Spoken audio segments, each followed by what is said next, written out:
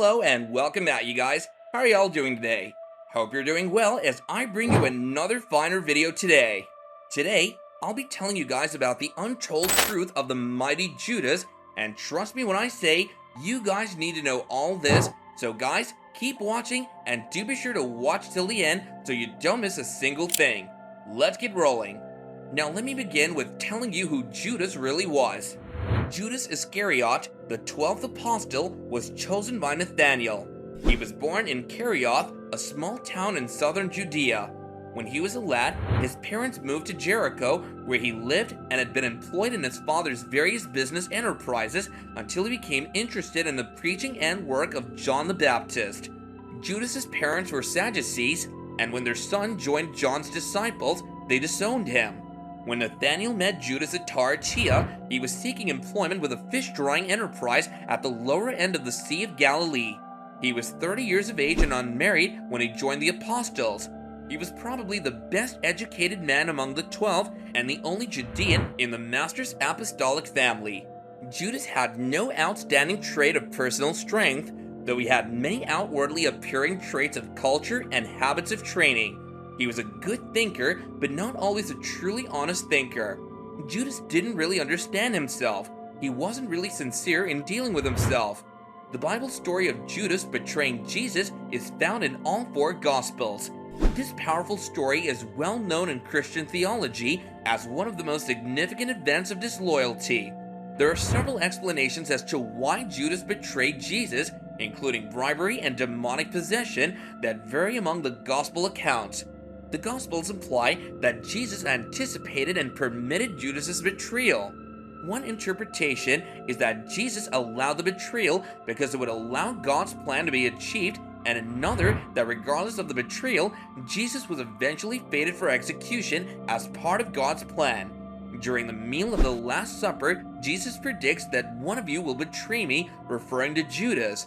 Judas leaves the supper and goes to the Roman authorities who are looking to arrest Jesus. He accepts a bribe of 30 silver and agrees to take them to Jesus. Judas knew that Jesus and the disciples would go to a garden near Jerusalem and led the soldiers there, stating, "Whoever it is I kiss, he's the one. Take him into custody and lead him away underground." Leading the group into the garden, Judas sees Jesus with his disciples and approaches him. "Greetings, Rabbi," Judas says, and he kisses Jesus very lightly. "Fellow, for what purpose are you present?" Jesus responds. Matthew chapter 26, verse 49 and 50, answering his own question, Jesus says, "Judas, are you betraying the Son of Man with a kiss?" As the soldiers move toward Jesus, the apostles recognize what is happening.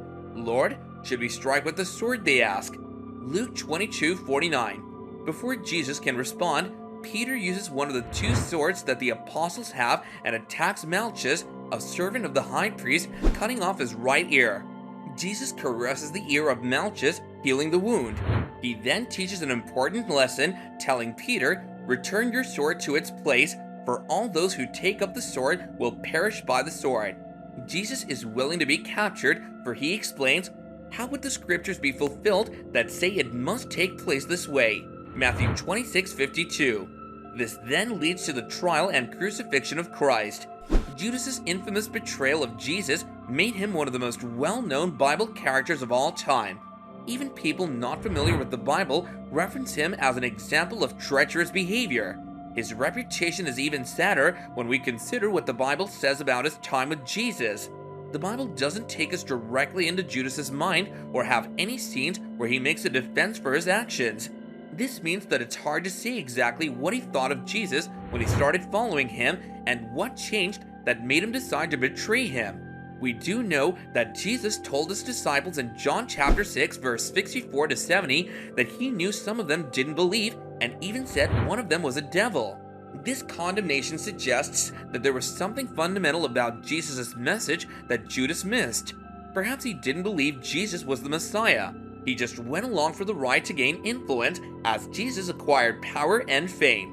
Given that people tried to kill Jesus several times, Judas must have felt that he had something big to gain from being with Jesus, something worth the risk. Maybe he thought, as the other disciples seemed to think, that the Messiah was going to free Israel from Rome, Acts chapter 1 verse 6, setting himself up as king. When it became clear that Jesus wasn't doing the things that a political champion would do, coming into Jerusalem on a war horse killing Romans, Judas may have reconsidered who he was getting behind. The one moment where we do get a look into Judas's motivations is when he rebuked Mary for pouring perfume on Jesus. The writer says Judas was only upset because had Mary sold the perfume for the group, he would have accessed the proceeds and taken some for himself. John chapter 12 verse 6. Jesus told Judas to leave Mary alone, and after that incident, Judas met with the religious leaders and accepted money to betray Jesus. This scene indicates that Judas was benefiting financially from being around Jesus and may have been concerned that Jesus knew about his theft. It's also interesting to note that Judas was guilt-stricken when Jesus was condemned to be crucified, Matthew chapter 27 verses 3 to 10. Given that the religious leaders accused Jesus of blasphemy, which traditionally meant death by stoning, Leviticus chapter 24 verse 16, Judas almost certainly knew things wouldn't end with Jesus cutting a deal and walking away alive. He may have been shocked that the leaders got the Romans to kill Jesus by crucifixion. Pilate was confused at the people's request, Luke chapter 23 verses 1 to 56, John chapter 29 verses 4 to 6, since the Romans didn't administer punishments for religious disputes. Given that Judas had spent years traveling with Jesus, he may have felt the sheer emotional weight of what he had done and had seen it in light of all the time he had spent with this man. Regardless, it's clear that Judas wasn't a sociopath who felt no responsibility for what he had done. At some point, he realized the reality of his actions and was heartbroken by it. Well, this was the story of Judas and his betrayal.